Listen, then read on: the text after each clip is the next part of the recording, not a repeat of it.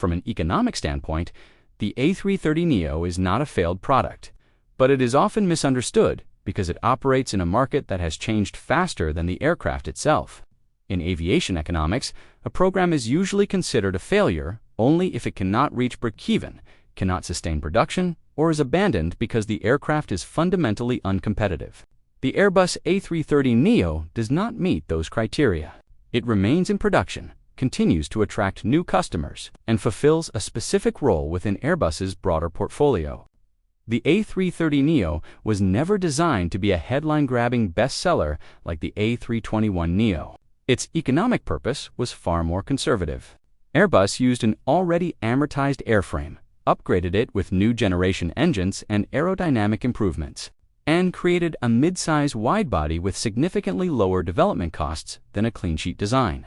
With an estimated development bill of around $2 billion, the program was intended to protect margins and extend the life of the A330 platform, not to dominate the market. In that context, delivering roughly a 14% fuel burn improvement over the older CEO variant represents a meaningful economic upgrade rather than a cosmetic refresh. The weak-looking order book is often cited as proof that the aircraft underperformed, but that interpretation misses the broader industry context. The decline in wide-body demand after 2020 was not isolated to the A330neo. Airlines across the globe shifted capital toward narrow-body fleets because they offer greater flexibility, lower financial risk, and faster returns. This structural shift hit every mid-size wide-body, not just this program. The cancellations associated with Asia X, in particular, reflected a collapse of a long-haul low-cost business model under extreme financial stress, not a rejection of the aircraft's operating economics. What made the situation appear more dramatic was concentration risk. When a single airline accounted for nearly 20% of the backlog, its withdrawal created an outsized shock. On paper, the loss looked catastrophic, but economically it was a perception problem more than a fatal blow. Airbus gradually replaced part of that demand with orders from lessors and network carriers that value a right-sized widebody for specific missions. This shift reduced risk within the order book, even if it did not restore the headline numbers that once existed. Production rates tell the clearest economic story. Building 4 to 5 aircraft per month is not the profile of a runaway success, but it is also not the profile of a failing program. At that level, fixed costs remain manageable. Learning curve efficiencies continue to improve margins, and the aircraft remains profitable on a unit basis. Airbus has shown no signs of preparing an early shutdown. Instead, the program is being managed as a long-life, slow-selling asset designed to generate steady returns rather than rapid growth. The uncomfortable reality is that the A330neo arrived just as the market's priorities changed. Fuel efficiency still matters, but flexibility matters more. Airlines now value the ability to redeploy capacity quickly and avoid long-term exposure on uncertain routes. In a different economic climate, the same aircraft might have been viewed as a quiet success story. Today, it sits in an awkward middle ground, useful, capable, but operating in a world that no longer rewards patience. In the end, calling the A330neo a failed product oversimplifies a far more complex picture. Economically, it has done what Airbus designed it to do: extend an existing platform, control costs, and serve a specific segment without overcommitting capital. Its challenges stem less from flawed design and more from a post-pandemic industry that shifted its risk appetite almost overnight. That doesn't make the aircraft a failure. It makes it a product caught between two very different eras of aviation economics. That tension between eras becomes even clearer when you look at how airlines now evaluate risk versus reward. Before 2020, wide-body economics were built around long-term certainty. Carriers were willing to commit billions to aircraft that would not reach peak profitability for a decade, or more because demand growth felt predictable. The post-pandemic environment shattered that assumption. Traffic returned unevenly, geopolitical shocks added volatility, and financing costs rose sharply. In that climate, even an efficient widebody like the A330neo began to look less attractive, not because it burns too much fuel, but because it locks airlines into long-range capacity they may not always need. From a cost perspective, the aircraft still performs exactly as advertised. Trip costs are competitive, maintenance benefits from fleet commonality with earlier A330s, and pilot transition costs remain relatively low. For airlines that already operate at 330 CEOs, the Neo offers one of the smoothest upgrade paths in the wide-body market. That is a powerful economic advantage that often gets lost in headline narratives focused purely on order totals.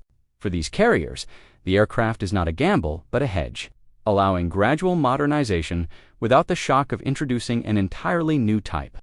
Another factor often overlooked is how the leasing market views the program.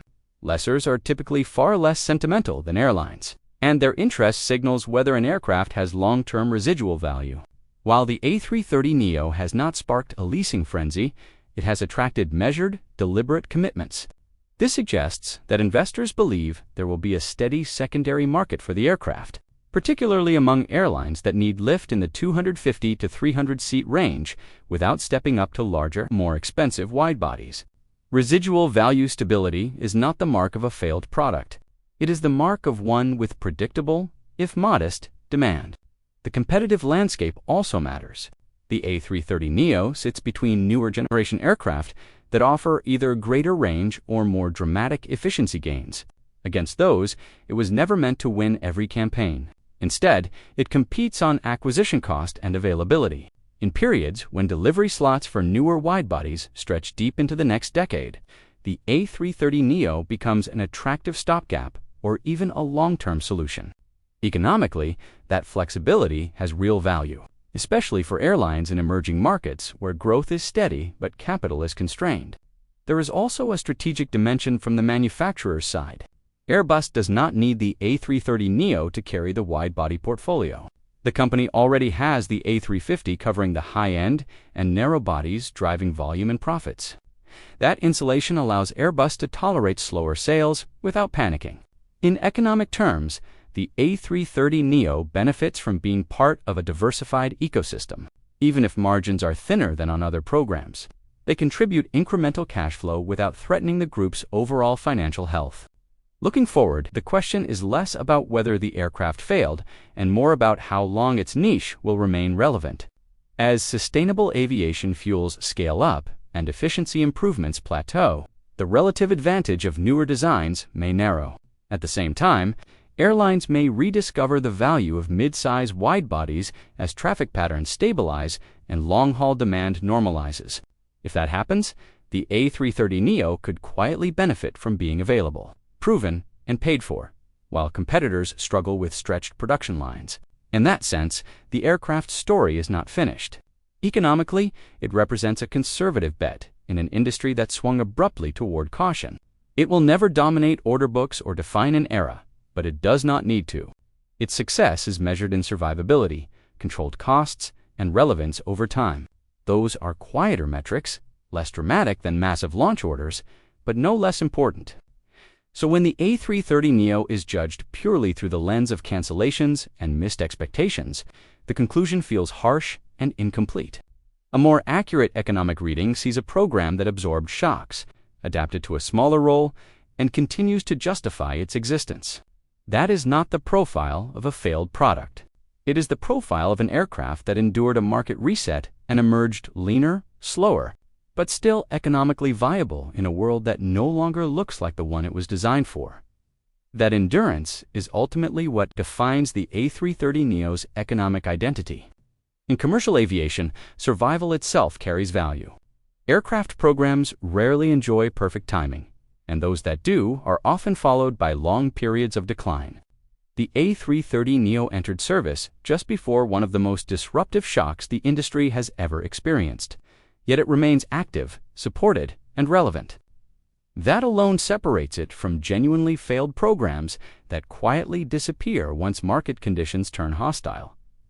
There is also a psychological bias at play when observers evaluate aircraft success. Programs are often judged against peak expectations rather than revised realities. Early forecasts for the A330neo were shaped by a pre-pandemic world, where traffic growth projections were steep and capital was cheap. When those assumptions collapsed, the narrative shifted from moderate success to underperformance. even though the aircraft itself did not fundamentally change. Economically, this is a classic case of expectations resetting faster than perception. Airlines that continue to operate or consider the A330neo tend to do so with very specific missions in mind: medium-density long-haul routes, replacement of aging wide-bodies, and markets where airport constraints favor fewer frequencies with larger aircraft all play to its strengths. In these cases, the aircraft is not competing head-to-head with the latest designs on range or efficiency alone, but on another important dimension is time. Aircraft programs are long games, often spanning for decades or more. Early sales numbers rarely tell the full story.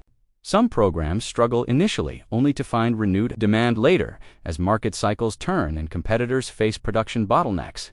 The A330neo's relatively low production rate today preserves optionality for Airbus.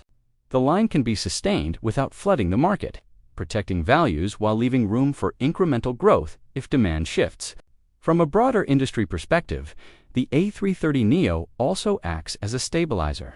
It provides airlines with leverage in negotiations, an alternative that keeps competition alive in a segment otherwise dominated by fewer options.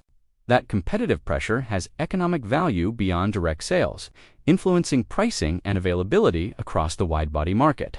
In that sense, the aircraft's existence shapes outcomes even when it is not selected. It is also worth acknowledging that economic success does not always align with public visibility.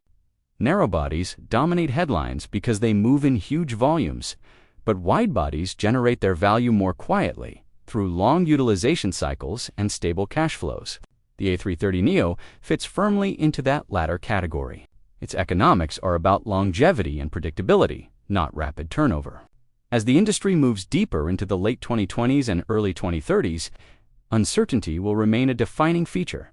Fuel prices, environmental regulations, and geopolitical tensions will continue to reshape network planning. In such an environment, having an aircraft that is well understood, fully amortized in design terms, and adaptable across multiple use cases becomes an asset. The A330neo may not be the most exciting option, but economics often favor the familiar when volatility rises. Ultimately, the question of whether the A330neo is a failure says more about how success is defined than about the aircraft itself. If success means dominating the market, it falls short.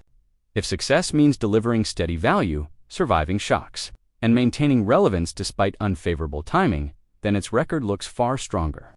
Aviation history is filled with aircraft that never led the market, yet proved indispensable for decades.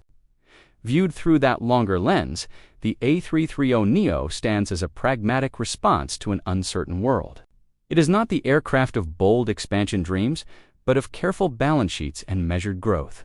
In an era where restraint has become a competitive advantage, that may turn out to be its most important economic achievement.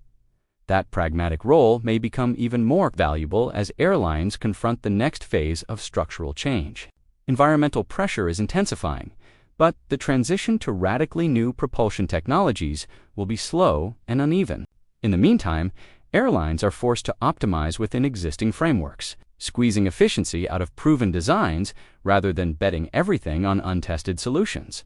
Aircraft like the A330neo benefit from this reality. They sit at a technological midpoint, modern enough to meet tightening efficiency standards, yet familiar enough to avoid costly operational disruption. There is also a demographic shift in global aviation demand that works quietly in the aircraft's favor. Growth is no longer concentrated solely in mature North American and European markets. Instead, it is spreading across Southeast Asia, South Asia, Africa, and parts of the Middle East, regions where route density is rising but remains inconsistent. In these markets, airlines often need aircraft that can scale capacity without committing to the largest wide-bodies. Economically, that creates a natural opening for a mid-size platform that balances range, payload, and acquisition cost. Another overlooked aspect is fleet replacement pressure. Thousands of older wide-bodies will reach retirement age over the next decade.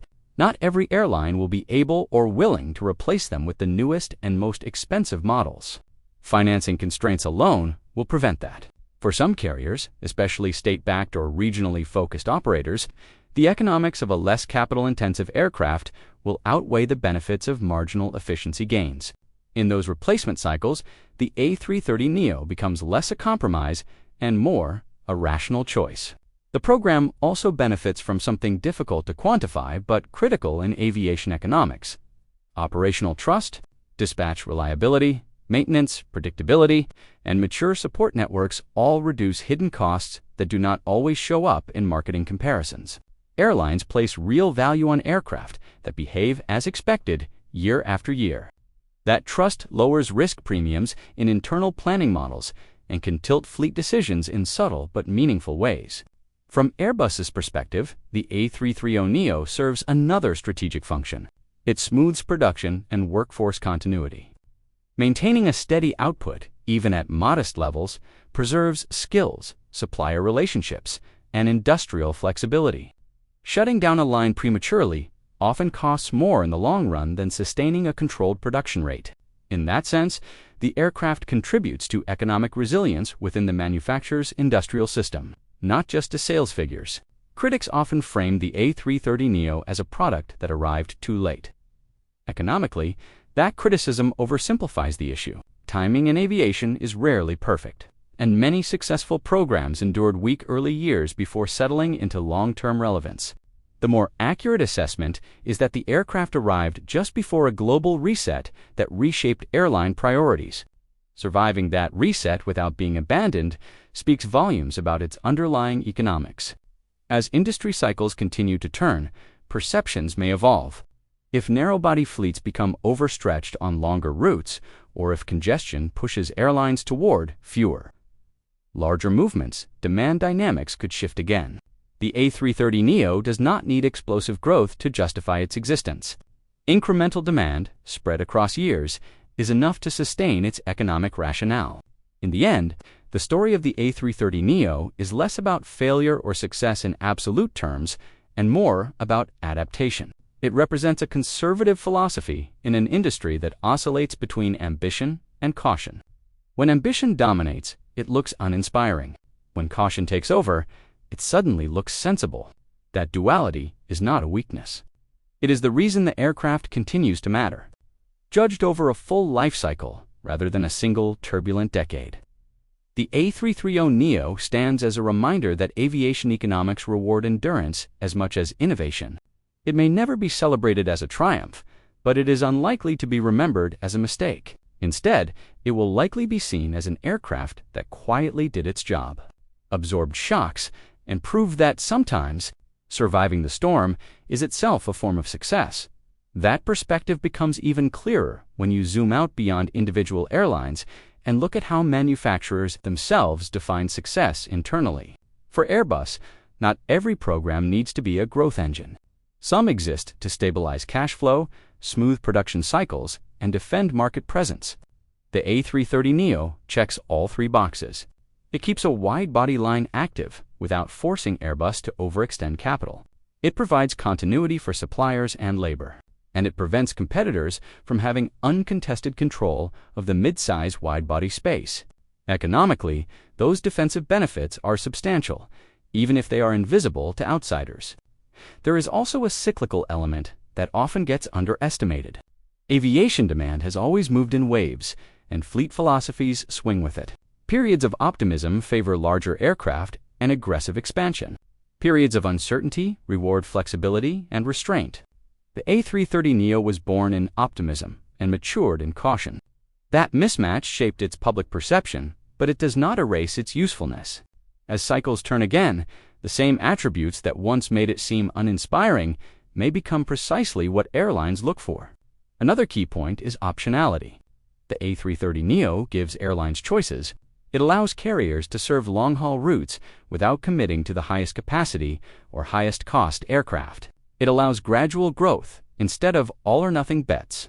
In economic planning, optionality has value because it reduces downside risk. Even if upside potential is capped, limiting downside exposure can be the smarter financial decision, especially in volatile environments. The aircraft also benefits from being well understood by regulators, financiers, and insurers. Novelty carries hidden costs, longer certification processes, higher insurance premiums. and conservative financing terms. Familiar platforms tend to move more smoothly through these systems. That frictionless integration reduces total lifecycle cost, which is often more important than headline efficiency metrics when airlines model long-term profitability. Over time, the narrative may quietly shift. As more older wide-bodies exit fleets and airlines reassess replacement strategies, the A330neo may increasingly be viewed as a sensible bridge rather than a compromise. Not a plane for dramatic expansion, but one for steady operations, network continuity, and controlled growth. Those roles rarely attract attention, but they are essential to how airlines actually function. In hindsight, the disappointment surrounding the program says as much about industry expectations as it does about the aircraft. The market wanted another runaway success, something that would dominate order books and redefine a segment. What it got instead was a workhorse designed for moderation. That gap between expectation and reality created the perception of underaction. Yet aviation economics has a way of rewarding moderation over time. Programs that chase explosive growth